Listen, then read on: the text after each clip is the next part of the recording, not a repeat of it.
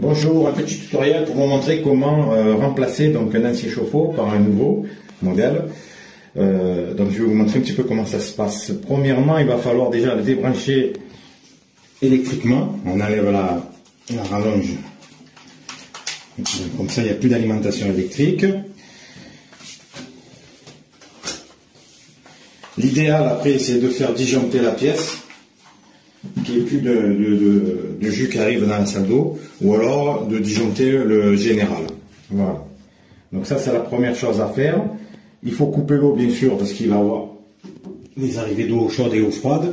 Et maintenant, donc une fois que je vais aller disjoncter le général, je vais vous montrer comment ça va se passer en fait pour le vidanger, en attendant, parce que ça prend un peu de temps, en attendant entre guillemets qu'il se vide pour pouvoir le sortir de son support et de le remplacer par un neuf. Voilà, donc après il faut dévisser pour pouvoir débrancher une fois que vous avez disjoncté. Il faut dévisser, il y a deux vis à enlever, un de chaque côté pour pouvoir débrancher le chauffe-eau. Et après, une fois qu'on aura débranché la partie électrique, on pourra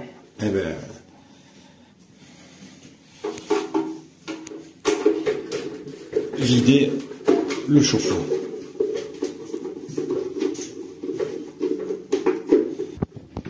Voilà, vous sortez la partie donc, qui protège le système électrique. Vous voyez, vous avez des branchements. Il va falloir débrancher donc le neutre, la phase et la terre qui sont raccordés.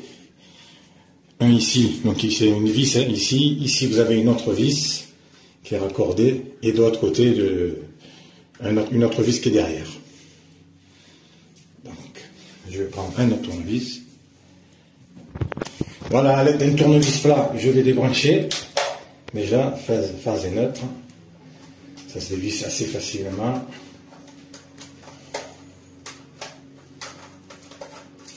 Voilà. De toute façon, le chauffe-eau va partir à la poubelle.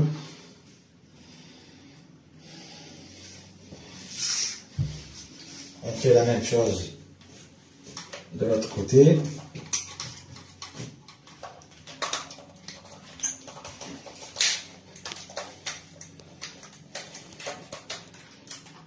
Voilà. Et en dernier, on débranche celui-ci.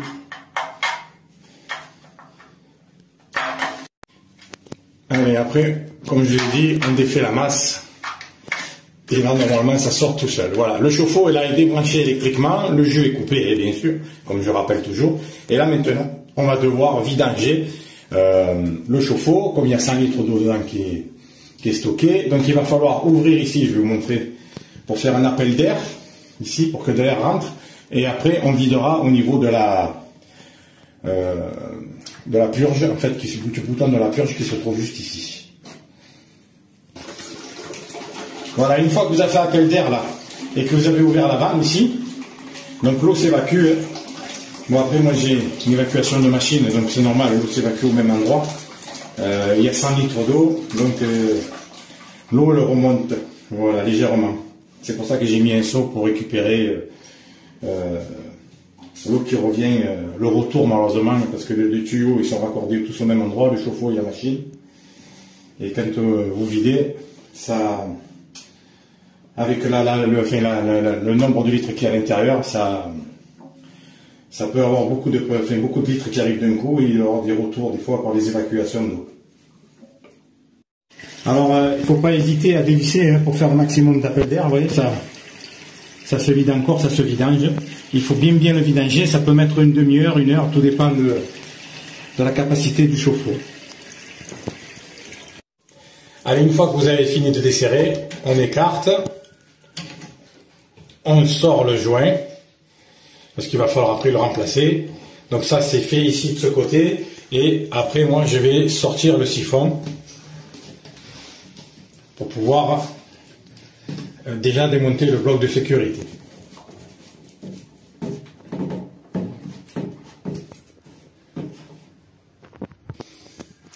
Allez, je dévisse l'eau froide parce que le chiffon il est bien emboîté en fait là-dedans. pour pouvoir avoir plus de jeu. Voilà, on enlève le joint aussi qui se trouve à l'intérieur.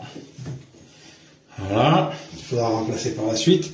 Et là maintenant, vous allez voir, j'ai un peu de marge pour pouvoir sortir mon siphon. En écartant un peu. Bon, après je vais tout... C'est normal qu'il coule de l'eau. Le siphon est plein puisqu'on a vidangé. Vu qu'il y a plus de facilité, on sort le siphon. Donc tout est débranché.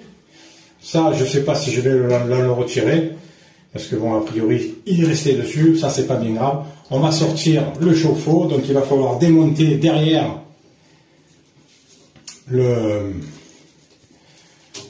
on va dire, les deux vis de fixation pour pouvoir retirer le chauffe-eau. Des vis de fixation qui se trouvent derrière le chauffe-eau qu'on voit ici.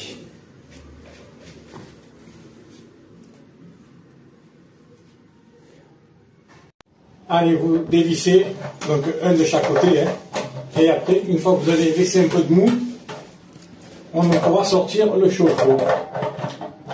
Voilà, vous voyez, ça se dévisse après à la main. Voilà. Allez, vous faites pareil de l'autre côté, et après, il va falloir le soulever et le faire descendre. Voilà, on a réussi à sortir donc le chauffe-eau, donc il faut être au moins minimum 2, hein, parce que avec le calcaire, ça pèse quand même un bon poids. Voilà, donc je l'ai sorti, maintenant on va pouvoir replacer le chauffe-eau neuf. Allez, on va sortir l'élément remplacé et le chauffe-eau, hein, pour pouvoir... Voilà, il y a la notice, on va sortir le polystyrène dans bas et on va faire de même, de toute façon en soulevant. Hop, et on a accès au chauffe-eau qu'on va remplacer. Donc vous voyez, il y aura la fixation électrique ici qui va se faire à l'intérieur, l'arrivée d'eau chaude et l'arrivée d'eau froide. Voilà, après vous avez la possibilité, parce que c'est fourni avec un raccord, hein, vous voyez à l'intérieur là, pour raccorder à l'eau chaude avec le joint. Donc si vous voulez, vous pouvez le raccorder ici, en fait. Mais ça, c'est quand vous avez une fixation avec un flexible, ou une fixation, on va dire, qui n'est pas coudée, ou sinon il faut rajouter ce genre de pièce, en fait.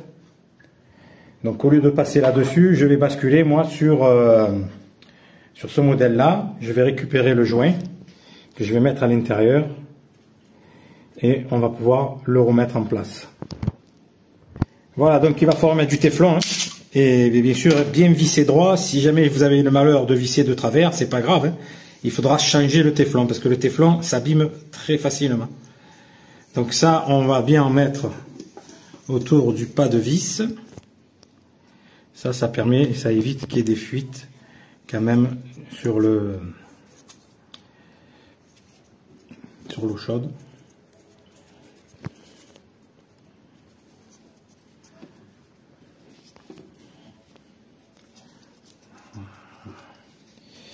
Alors vous en mettez assez, hein. Moi je vais en mettre quand même que je puisse. Voilà.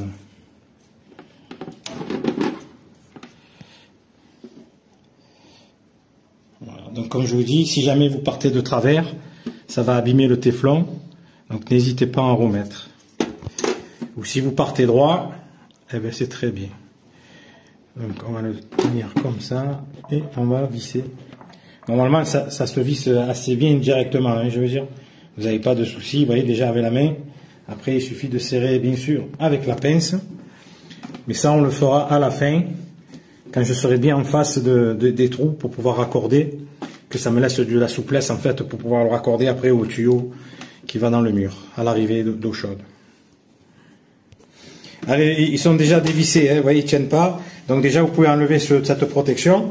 À l'intérieur, vous avez le schéma, sinon vous l'avez à l'intérieur de la notice, hein, pour vous expliquer où c'est qu'il y a le neutre, la phase, et qu'on raccorde correctement. Allez, une fois qu'on a fixé le raccord, on va dire, pour l'eau chaude, on va faire de même pour le groupe de sécurité en fait. Donc c'est vendu à part, hein. Il va falloir acheter et on va faire la même chose. Bon, après on viendra fixer le siphon, mais ça je le ferai à la fin pour pouvoir bien me positionner quand il sera en place le chauffe-eau. Donc on va faire la même chose. Et on va prendre un joint et on va le raccorder. Allez, on fait la même chose de ce côté, hein. Donc on tend bien que ce soit bien hermétique. On va mettre quelques-unes, enfin une bonne épaisseur.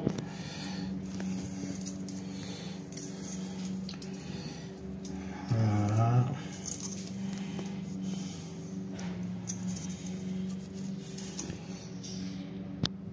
Allez, on prend le groupe de sécurité, on n'oublie pas le joint bien sûr à l'intérieur, hein, et on va serrer, bien sûr, sans forcer. Ça doit glisser tout seul pour éviter, comme je vous dis, des problèmes de fuite. Si jamais vous vissez de travers, il faudra remettre du téflon. Voilà, vous le vissez, mais pas obligé de le visser à bloc, hein, parce qu'après c'est toujours pareil. Il va falloir raccorder en eau, donc je le mets un peu sur le côté. Voilà, et après on raccordera avec du téflon bien sûr ici aussi, et l'autre partie aussi ici. On mettra du téflon pour plus d'étanchéité avec le joint bien sûr de raccord. Et on finira par serrer après avec la pince quand on aura tout raccordé sur les cuivres. Allez, une fois que vous l'avez remis en place, hein, ben, il ne manque plus qu'à resserrer les vis de chaque côté. Une vis ici qui retombe pile poil sur les Anthrax, hein, parce que c'est la même marque. Et au niveau raccordement aussi, vous verrez après par la suite, on tombe pile en face. En dessous. Allez, on serre. Oui, bien de chaque côté. Après, il faudra faire l'autre côté aussi. Une fois que vous avez déjà serré, que ce soit un peu maintenu en place.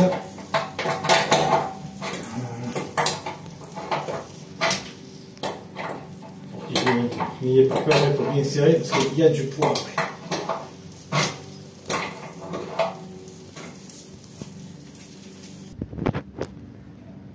Allez, on fait pareil de ce côté, vous voyez. Il faut bien le serrer.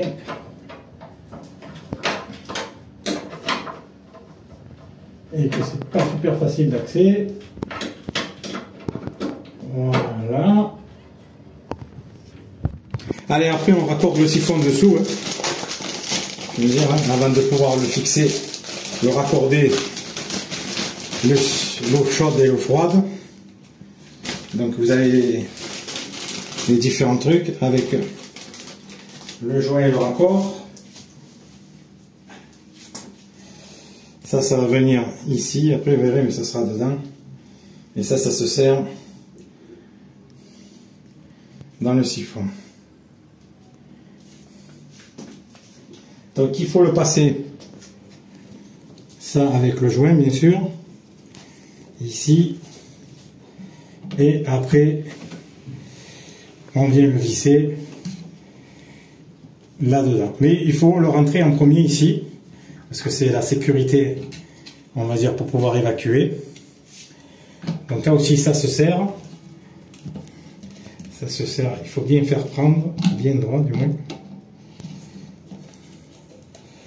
Il faut qu'il soit bien droit.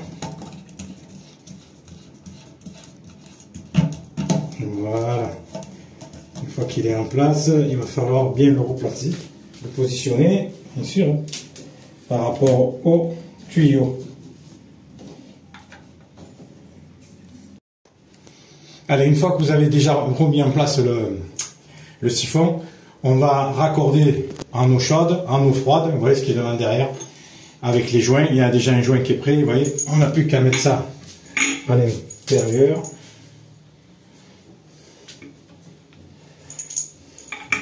Là, bien sûr, il faut un manchon pour pouvoir être pile dans l'alignement. Voilà, donc c'est bien droit. Voilà, c'était juste pour voir si c'était bien. On va mettre du téflon.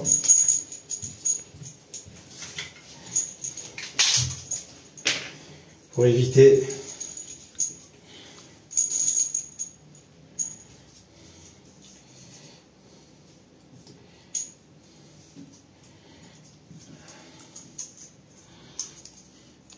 Voilà, vous voyez, vous présentez le téflon sur le pas de vis pour pouvoir déjà mettre une partie et après on fixera la deuxième partie. Voilà, une fois que vous avez fait ça, donc on va le serrer proprement, voilà, en faisant attention que le joint ne parte pas. Et comme je vous ai dit, il faut que ça prenne du premier coup pour pouvoir, entre guillemets, serrer. Et on serrera à la fin, bien sûr, hein, quand on aura tout raccordé, quand on se sera bien mis en phase, vous voyez, il va falloir la mettre ici sur l'autre partie et on serrera correctement l'eau chaude.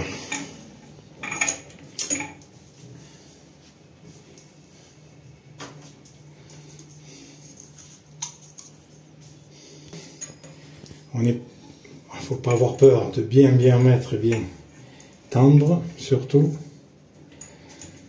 Et il faudra toujours pareil, bien visser pour éviter les fuites.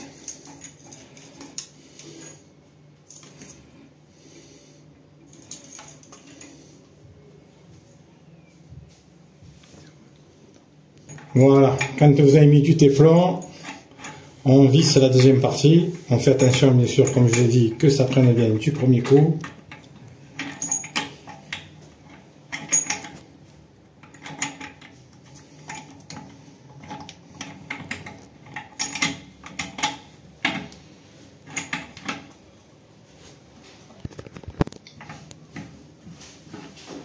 Voilà, une fois que ça a serré, après on serrera bientôt, hein, comme je vous ai dit. On serrera d'un côté comme de l'autre, il faudra tenir bien le manchon. Vous voyez là, ça se serre bien à la main. Hein. Il faudra bien serrer l'autre côté. Voilà, ça c'est pour l'eau chaude. Maintenant on va se raccorder à l'eau froide. Allez, on renouvelle l'opération avec le téflon. Et quand j'aurai fini, je vous récupère.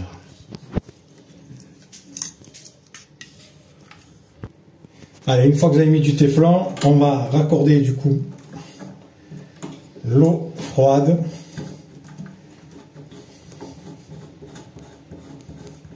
Voilà.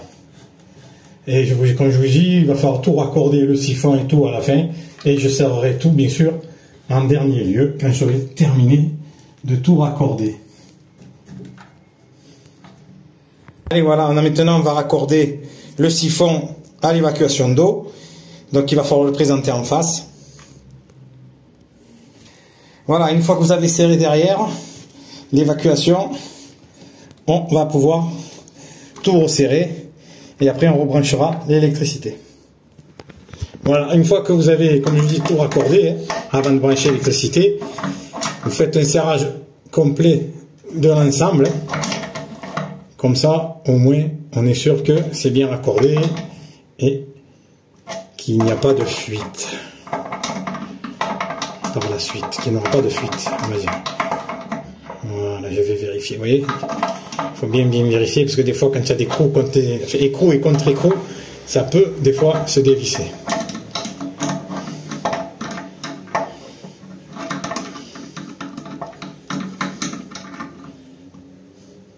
Voilà, c'est bien serré. Ici aussi.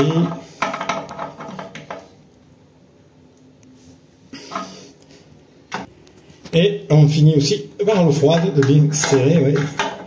Ça se fait proprement. Et après, on va basculer au raccordement électrique.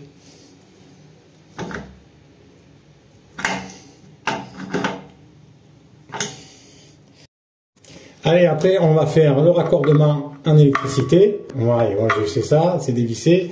On fait passer la masse ici.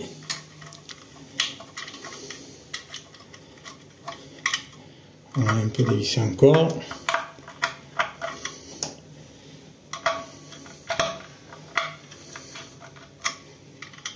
Voilà. Il faut bien la faire passer. Voilà. La masse sera ici. On peut déjà la resserrer. C'est le plus simple à remettre. On commence par celle-là. Voilà, bon, là je la fixe comme ça, après je serrerai bien l'ensemble des vis. Après avoir rebranché la masse, on va brancher la phase et la terre. Donc on remet ça dans les endroits spécifiques, c'est une part des vis. Voilà.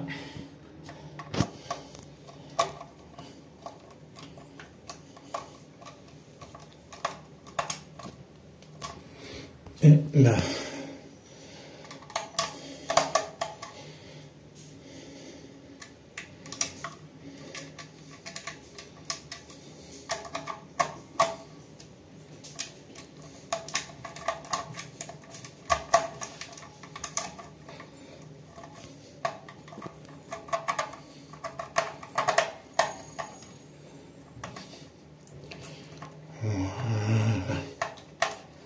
Voilà, on serre bien l'ensemble et après on aura raccordé en électricité le chauffe-eau électrique. Allez, après on fait passer le fil pour le caler ici dans l'emplacement, vous voyez, hop, voilà, comme ça va tenir le câble. Voilà. Et dernière opération, on va remettre le cache en plastique pour pouvoir bien fermer.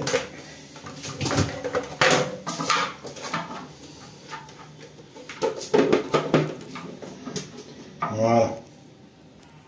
Voilà, une fois que vous avez bien reclipsé, bien remis le câble dans le cache, il y a des emplacements à l'arrière, on resserre de chaque côté. Voilà, ici ça tient, on va le faire de l'autre côté.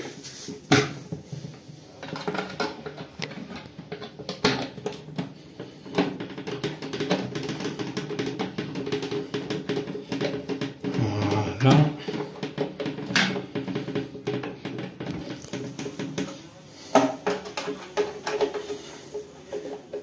Et voilà. Voilà.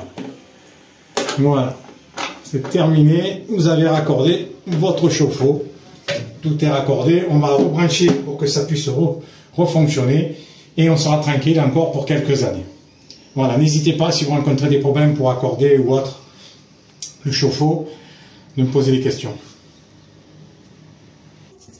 Voilà. Il ne reste plus qu'à brancher, raccorder au secteur.